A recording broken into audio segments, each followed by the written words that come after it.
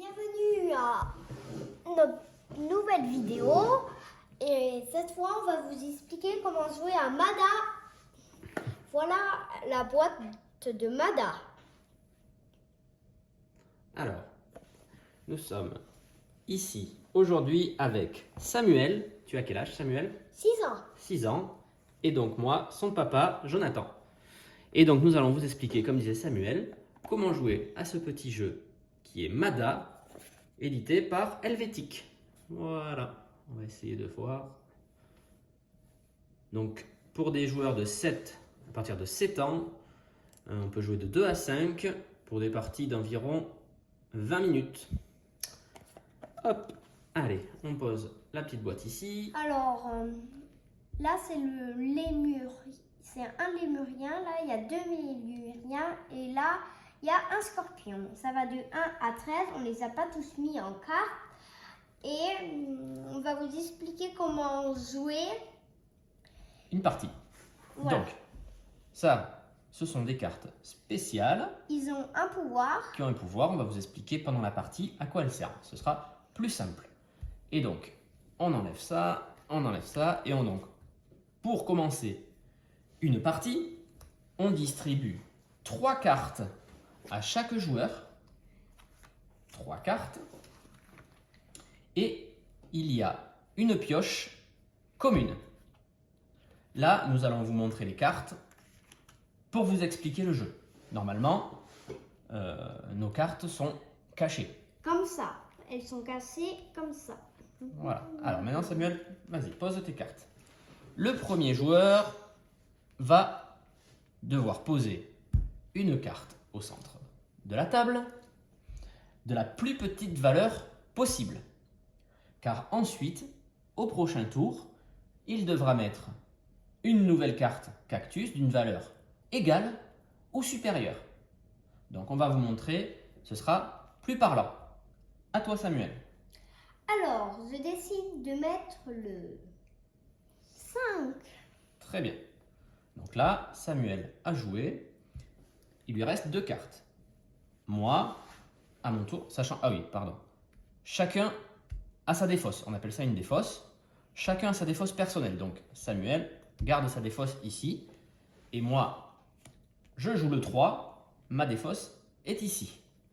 Maintenant, c'est à Samuel. Il a le choix entre 3 actions. Samuel.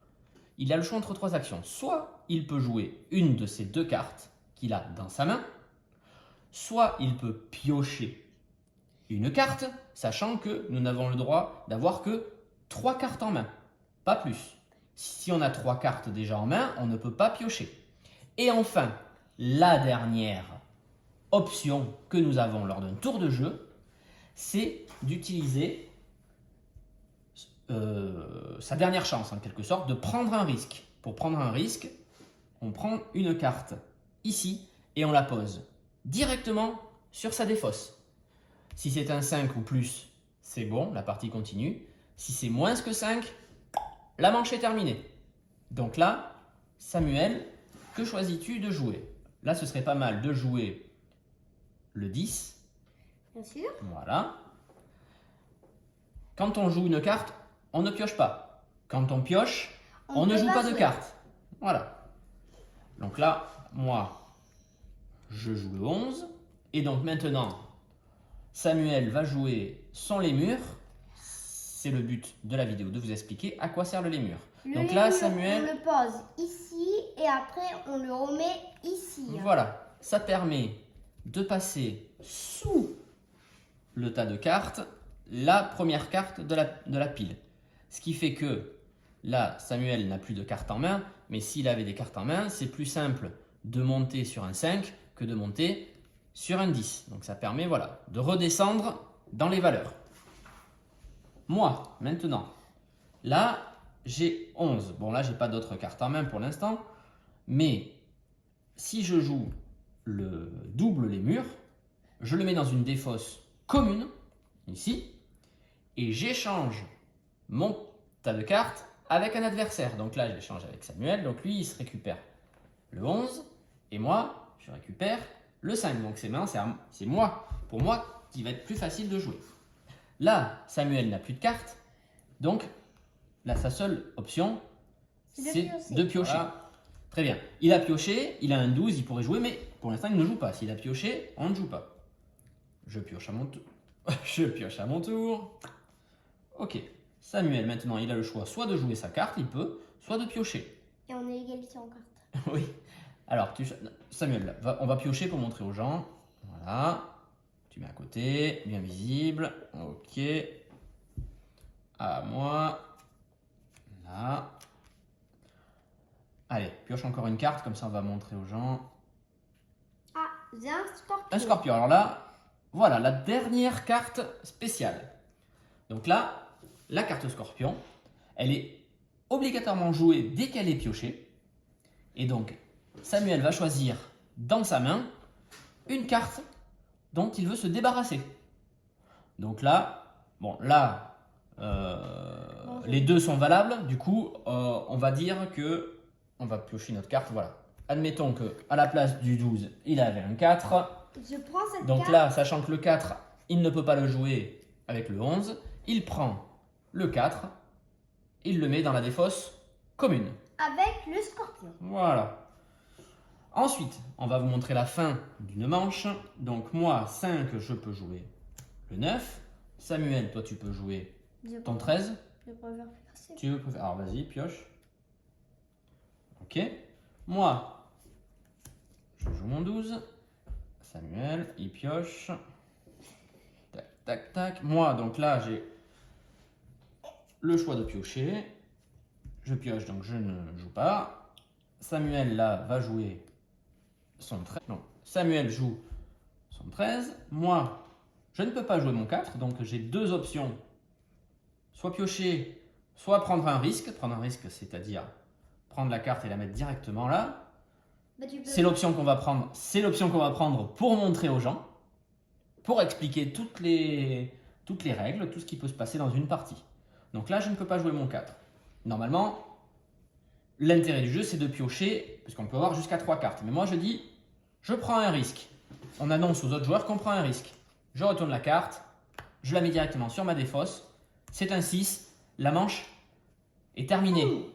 J'ai perdu ma manche. Je ne marque pas de points. Par contre, Samuel, lui, prend la première carte de sa défausse, la met de côté. Et la retourne. Et quand un joueur aura atteint 5 cartes, donc n'aura pas perdu en fait 5 manches, nous ferons le décompte des points et celui qui aura le plus grand nombre de points aura gagné la partie. Là, les cartes que nous avons dans la défausse, nous les mettons dans la défausse commune. Les cartes que nous avons dans notre main, nous les gardons. Nous les gardons. Et la partie, la manche, la seconde manche commence. Donc Samuel, qui est le joueur après moi, vu que j'ai perdu la manche, commence. Il a le choix de piocher, de jouer une de ses cartes. Là, pas de prendre un risque, puisqu'on ne peut pas prendre de risque là, à ce tour-là. Donc là, moi, je reconstitue ma main un petit peu. Samuel a 3 cartes, il ne peut pas piocher. Il est obligé de jouer une carte. On la met devant, Samuel. Hop. Et moi, je me constitue ma main à Samuel. Très bien. Moi, je fais ça, je mets le 3. Là, on va jouer pour que vous compreniez sans rien dire trop.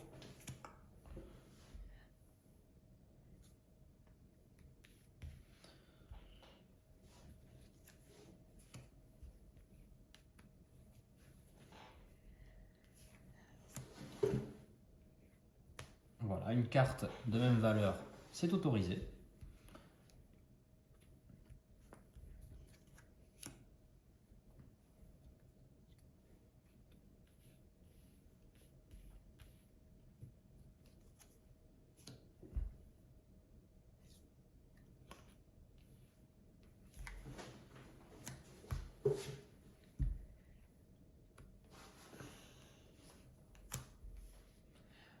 Donc là, le but du jeu quand même est d'essayer d'avoir des chiffres importants pour que dès qu'il y en a un des deux qui craquera et ne pourra plus jouer et la manche se terminera, le but c'est quand même de récupérer la carte du dessus pour se faire des points. Donc il ne faut pas hésiter à monter et à mettre des cartes fortes, en espérant que l'autre craque. Donc là, Samuel, par exemple, expliquons bien. Je vais faire la... Je prends un risque. Alors vas-y, dis-le. Je prends un risque. Voilà. Oh, et bien voilà, il la joue directement et il a bien fait de prendre un risque puisqu'il peut continuer. Moi, il me reste le choix de piocher encore une carte, je pioche une carte. Et là, par contre, Samuel, là, Je prends un risque. il prend un risque et c'est un 1. Donc que se passe-t-il? La manche est terminée. Samuel ne marque pas de points, il met sa défausse dans la défausse commune. Moi, je garde mon 12 que je mets de côté. J'enlève mes cartes des défausses communes et nous repartons avec nos 3 cartes. Donc, Samuel vient de perdre une manche, donc c'est au prochain joueur de commencer. Donc là, c'est moi-même. On repart donc avec notre main. Elle ne change pas. Moi, j'ai 3 cartes, je ne peux plus en piocher. Donc, je joue mon 1. Samuel a 3 cartes, il ne peut pas piocher, il ne peut pas prendre de risque, il n'a pas de défausse, il est obligé de jouer une carte là. Très bien. Moi, je pioche. Ah, un double lémur. On le jouera peut-être après. À Samuel. Alors, là, que vais-je faire moi? Alors, le double lémur, on rappelle que c'est en fait pour échanger les défausses. Échanger les défausses, moi, là, ça ne m'intéresse pas, sachant que je suis bien avec mon 1. Donc là, je vais jouer le 9. Samuel va jouer son 4. Par contre, maintenant, le 4 est beaucoup mieux que le 9. Donc moi, je vais jouer le double lémurien et échanger ma défausse avec celle de Samuel. Lémur qu'il pourra jouer après, quand ce sera à son tour. Donc là, Samuel décide de jouer son lémur, ce qui fait qu'il enlève la première carte de sa défausse et la met dessous, et il retombe à 1, ce qui va lui ouvrir des possibilités. Voilà. À moi. Je pioche une 3e carte. Oh, un scorpion. Je suis obligé de le jouer directement. C'est obligatoire. Je dois enlever une carte de ma main. Donc là, j'enlève le 10. Très bien.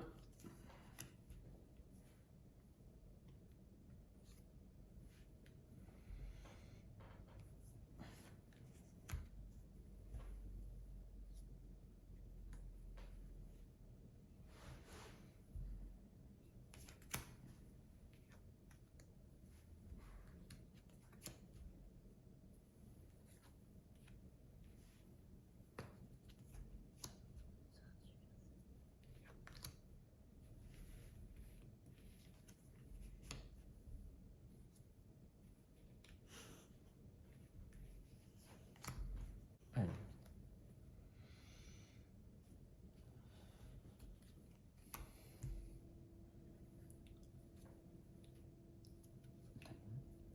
Très bien, tu as pioché une 3e carte. Moi là, malheureusement, je ne peux jouer aucune carte. Donc, je prends un risque. Et voilà, c'est une carte plus petite que le 13. J'ai donc perdu la manche. Samuel prend son 13 et le garde de côté pour compter ses points plus tard. Nous mettons dans la défausse commune et repartons avec nos 3 cartes. Voilà, je pense que vous avez compris le système de jeu de Mada. Hein, Samuel? Voilà. Samuel qui a 6 ans, donc, c'est un jeu recommandé à partir de 7 ans, mais il a 6 ans, il y arrive très bien, il a compris le mécanisme. Est-ce que tu le conseilles, ce jeu? Est-ce qu'il te plaît? Je le conseille à partir de 5 ans ou 6 ans. Si Et vous en tout êtes cas, très fort. c'est un jeu où il faut un peu de stratégie et beaucoup de chance Ouais. pour le tirage des cartes. Et c'est aussi du hasard. Et c'est aussi du hasard, c'est ça, de la chance, du hasard. Nous vous disons à bientôt pour Une nouvelle vidéo. une nouvelle explication de jeu pour les enfants, par les enfants. Bye bye. Bye bye.